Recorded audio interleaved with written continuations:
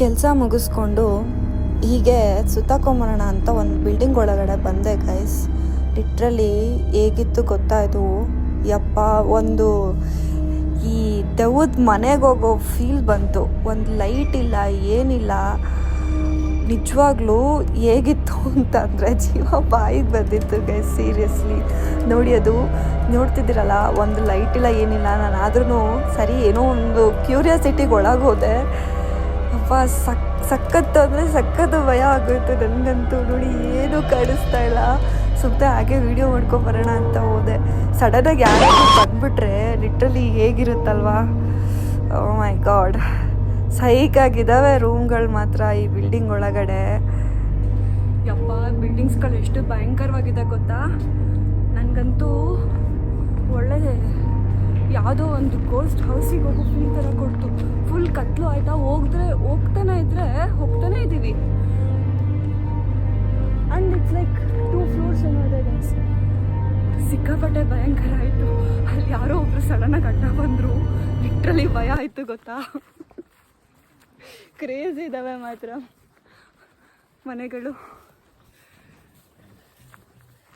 ನೋಡಿ, ಕಾಣ್ತಿದ್ಯಾ ಅಲ್ಲಿ? ನೋಡಿ ಯಾವ ಥರ ಇದೆ ಅದು.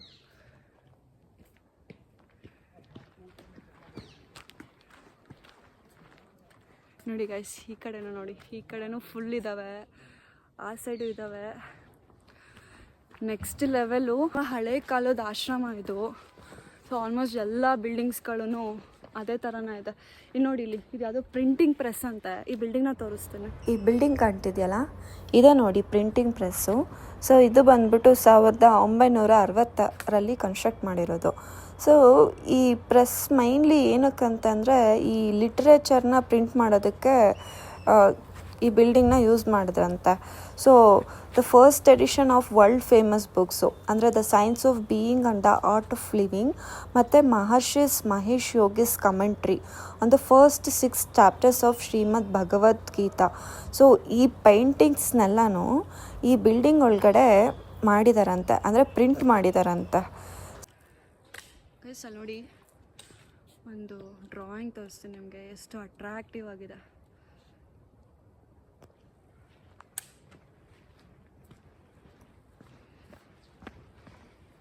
ಇದೇ ನೋಡಿ ಪೋಸ್ಟ್ ಆಫೀಸ್ ಬಿಲ್ಡಿಂಗ್. ಇದನ್ನು 1960ರಲ್ಲಿ ಕಟ್ಟಿದ್ರಂತೆ. ಇದ್ರ ವಿಶೇಷತೆ ಏನಪ್ಪ ಅಂದರೆ, ಬೀಟಲ್ಸ್ ಬ್ಯಾಂಡ್ ಅವರು ಇಲ್ಲಿದ್ದಾಗ ಈ ಆಶ್ರಮವು ಇಲ್ಲಿಗೆ ಬರೋ ಹಲವಾರು ಅತಿಥಿಗಳಿಗೆ ಒಂದು ವಿಶ್ರಾಂತಿ ಸ್ಥಳವಾಗಿತ್ತು. ಅವರು ಇಲ್ಲಿ ಅನೇಕ ಹಾಡುಗಳನ್ನು ಕೂಡ ರಚಿಸ್ತಿದ್ರಂತೆ. ಈ ಪೋಸ್ಟ್ ಆಫೀಸ್ ಕಟ್ಟಡ ಈ ಆಶ್ರಮದ ಒಂದು ಮುಖ್ಯವಾದ ಕಟ್ಟಡ ಆಗಿತ್ತು ಅಂತ. ಒಂಥರ ಸೆಂಟರ್ ಆಫ್ ಕಮ್ಯುನಿಕೇಷನ್ ಅಂತಲೇ ಹೇಳ್ಬೋದಿತ್ತು. ಇಲ್ಲಿ ಅಫಿಷಿಯಲ್ ಲೆಟರ್, ಪರ್ಸ್ನಲ್ ಲೆಟರ್ಸ್ ಮತ್ತು ಆಶ್ರಮಕ್ಕೆ ಸಂಬಂಧಿಸಿದ ಇತರ ಡಾಕ್ಯುಮೆಂಟ್ಸ್ಗಳನ್ನು ಕಳಿಸುವುದು ಮತ್ತು ಸ್ವೀಕರಿಸುವುದು ಮಾಡಲಾಗುತ್ತಿತ್ತು. ಇದು ಕಿಚನ್ ಅಂತ. ಕಿಚನ್ ಅಷ್ಟೇ, ಏನೂ ಇಲ್ಲ. ಸೇಮ್ ಅದೇ ಪಾಳು ಬಿದ್ದೋಗಿರೋ ಮನೆಗಳು, ಇನ್ನೇನಿಲ್ಲ. ಇದನ್ನು 1960ರಲ್ಲಿ ಕಟ್ಸಿದ್ದಂತೆ. ಸೊ ಇಲ್ಲಿ ಬರೋ ಅತಿಥಿಗಳಿಗೆಲ್ಲ ಊಟದ ವ್ಯವಸ್ಥೆ ಮಾಡ್ತಾಯಿದ್ರು. ಅದು ವೆಜಿಟೇರಿಯನ್ ಫುಡ್ಡು. ದಿನಕ್ಕೆ ಸುಮಾರು ಒಂದು 500 ಜನ ಬರ್ತಿದ್ರಂತೆ ಇಲ್ಲಿ. ಇದೇ ನೋಡಿ ವೇದ್ ಭವನ್. ಇದನ್ನು 1976ರಲ್ಲಿ ಕಟ್ಟಿದ್ರಂತೆ. ಇದು ಈ ಬೀಟಲ್ಸ್ ಆಶ್ರಮದ ಒಂದು ಪ್ರಮುಖ ಕಟ್ಟಡಗಳಲ್ಲಿ ಒಂದಾಗಿತ್ತು.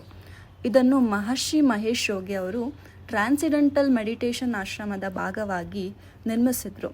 ಇಲ್ಲಿ ವೇದಿಕ್ ಲರ್ನಿಂಗ್, ಯೋಗ, ಮೆಡಿಟೇಷನ್ ಎಲ್ಲ ಮಾಡ್ತಿದ್ರಂತೆ. ಮತ್ತು ಈ ವೇದ್ ಭವನ ಹೌಸ್ ಆಫ್ ವೇದಾಸ್ ಅಂತಾನು ಕೂಡ ಕರೀತಾಯಿದ್ರು.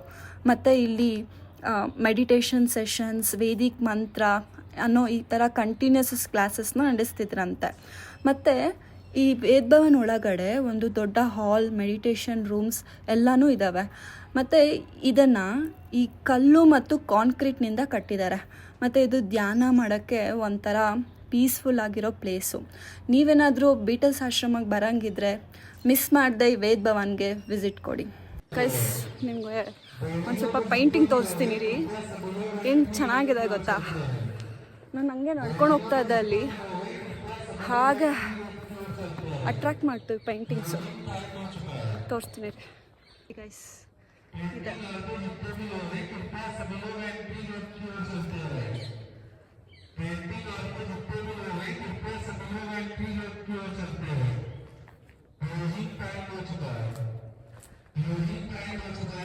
ಪಂಚ್ಕುಟಿ ಅಂತ, constructed in early 1960s. So guys continuous ಆಗಿ ಹೇಳ್ತಾ ಇದ್ದಾರೆ ಕ್ಲೋಸ್ ಮಾಡ್ತಿದ್ದೀವಿ, ಬೇಗ ಬನ್ನಿ ಅಂತ. ಆಶ್ರಮನ ನಾವು ಪ್ರಾಪರಾಗಿ ಎಕ್ಸ್ಪ್ಲೋರ್ ಮಾಡಬೇಕಂತ ಅಂದರೆ so we require minimum of 2 hours.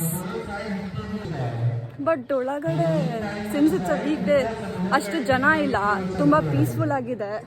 So guys finally done with the Beatle caves exploration. Thanks for watching. ಮತ್ತೆ ನೆಕ್ಸ್ಟ್ ವಿಡಿಯೋಲಿ ಸಿಗ್ತೀನಿ. Until that take care, bye bye.